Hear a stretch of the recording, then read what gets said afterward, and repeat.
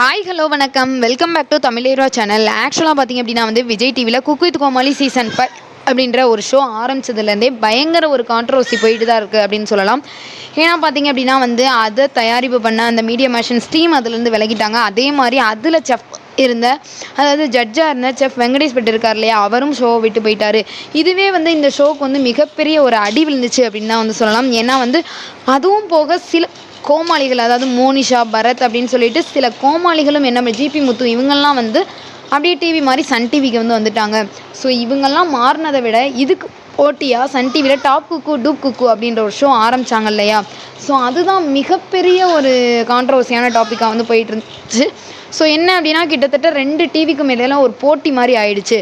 So இந்த போட்டியில் யார் வெற்றி பெற்றா அப்படின்னு பார்க்கும்போது ஒரு 2 episodes top cook dupe cook போன உடனே ஆடியன்ஸ் எல்லாருமே இதுதான் original cook with Comali.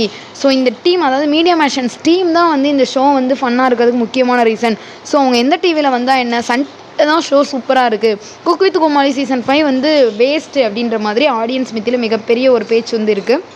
So அதே மாதிரி பார்த்திங்க அப்படின்னா குக் வித் கோமாளி சீசன் 5 விட டாப் குக்கு டூப் குக்கோட டிஆர்பி வேறு லெவலில் இருக்குது அப்படின்னு தான் சொல்லலாம்.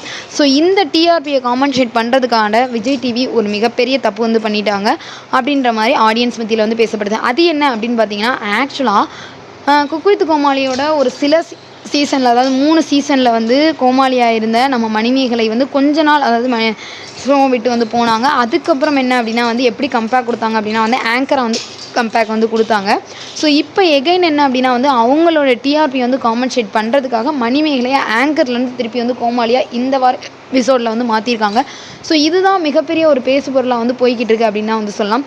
ஆனால் பார்த்திங்க அப்படின்னா மணிமேகலைக்கு ஆங்கராக இருக்கிறது தான் பிடிக்கும் அப்படின்ற மாதிரி அவங்க நிறைய பேட்டியில் சொல்லியிருக்காங்க. ஸோ மணிமேகலை பார்த்திங்க அப்படின்னா ஆங்கராக இருக்கிறது நல்லா இல்லை, ஆனால் கோமாளியாக இருக்கிறது தான் நல்லா இருக்குது அப்படின்னு ஆடியன்ஸ் எல்லாமே கமெண்ட்ஸ் பாஸ் பண்ணதை வச்சு தன்னோட டிஆர்பிக்காக இந்த பண்ணிட்டாங்க அப்படின்ற மாதிரியும் பேசிகிட்டு இருக்காங்க. ஸோ மணிமேகலை பார்த்திங்க அப்படின்னா ஆங்கர்லேருந்து கோமாளியாக மாறினால இந்த டிவியில் இருப்பாங்களா இல்லை போயிடுவாங்களா அப்படின்றது தெரில. ஸோ என்ன அப்படின்னு பார்த்தீங்கன்னா, ஒருவேளை இவங்களும் விஜயிலேருந்து சன் டிவிக்கு போயிடுவாங்களா அப்படின்றது ஆடியன்ஸ் மத்தியில் ஒரு கொஸ்டினாக இருக்குது. இதை பற்றி நீங்கள் என்ன நினைக்கிறீங்க அப்படின்னு மறக்காமல் நம்ம சேனலுக்கு உள்ள கம்பாஸ் கமெண்ட் பண்ணுங்கள். இந்த வீடியோ பிடிச்சிருந்தா லைக் பண்ணுங்கள், ஷேர் பண்ணுங்கள், கமெண்ட் பண்ணுங்கள். அப்படியே நம்ம சேனலை சப்ஸ்கிரைப் பண்ணுங்கள். Okay bye. உங்களிடம் விடைபெறுவது உங்கள் கனகராஜ்.